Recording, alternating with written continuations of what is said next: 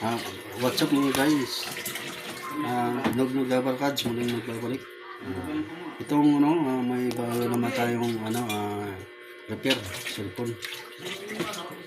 Itong cellphone na to ay nasira yung LCD ng black. At bumalik ko yung hugis ng cellphone. At tingnan na natin, kinalas na natin to. Kaya siya. Okay pa naman sa tingin ko, pwede pa natin to maayos. Pero yun nga lang, kailangan natin magbigyan ng panahon. Kasi tumabingi na to. Hindi na to katulad sa dati. Maayos.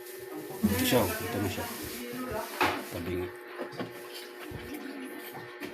Pero pwede natin to ayusin. Ibalik sa dati.